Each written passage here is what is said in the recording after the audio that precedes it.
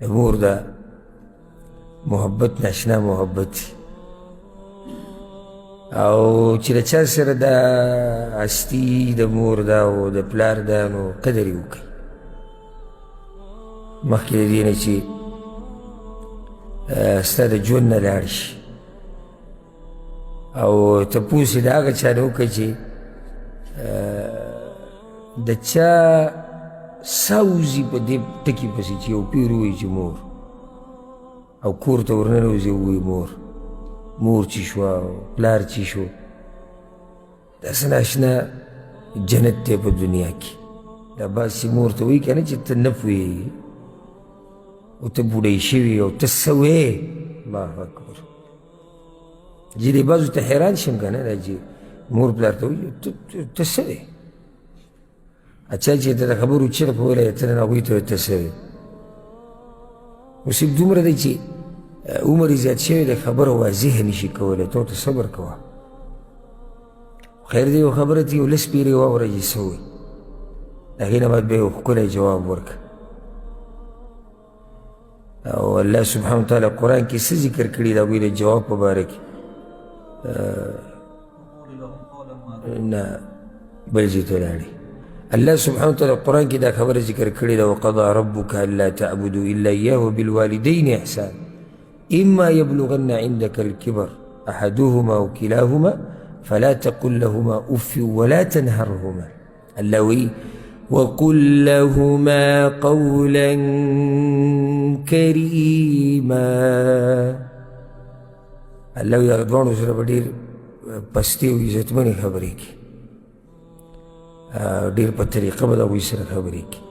ځکه چې دوی په رضا کې د الله رضا ده دوی په ناراضه کېدو کې د الله ناراضي ده وقل لهما قولا کریما واخفض لهما جناح الذل من الرحمه الله وایي دا وزرې به ورته خپلې کوزې کې زور طاقت ځواني د هېڅ خبرې به د هغوی په مخ کې نه کوې ګورې دې هر څه خبرې به سیټ ته ږدي ته هېڅ هم نه د هغوی په مخ کې واخفض لهما جناح الذل من الرحم وقل رب ارحمهما كما ربياني صغيرا او دا دعا به همیشه غواړي چې الله په هغه دواړو باندې داسې رحم وکړي لکه څنګه چې زه وړوکي رالوی کړی ته داسې نه یې راوتی ږدم د مور د خېټې نه ځوان پیدا شوی داسې زورور وي دا اوس چې ته هېڅ هم نه وي او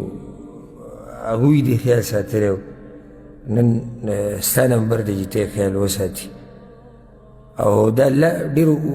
خوش قسمته خلکو له دا برخه ورکوي وما یلقاها الا ذو حظ عظیم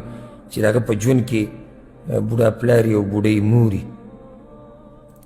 نو دوی ډېر خیال کوئ روزانه ورته ټلیفون کوئ تپوس یې کوئ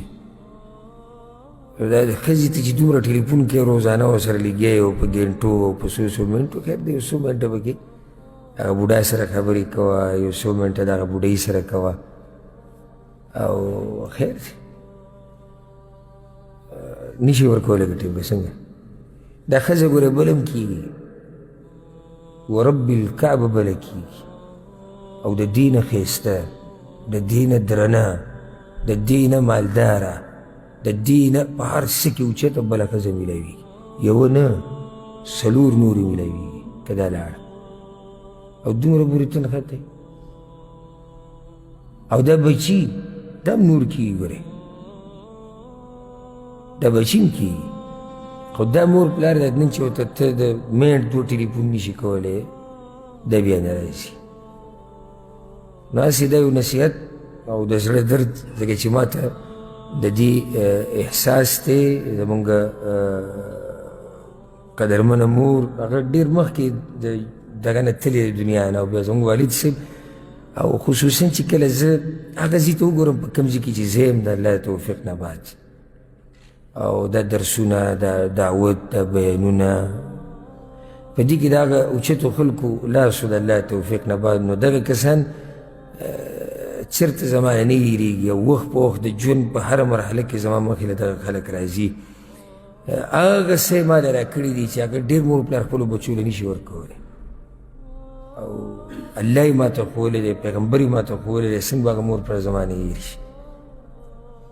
چې ما ته الله وښیي او پیغمبر وښیي نو ما ته ډېره محسوسیږي دا خبره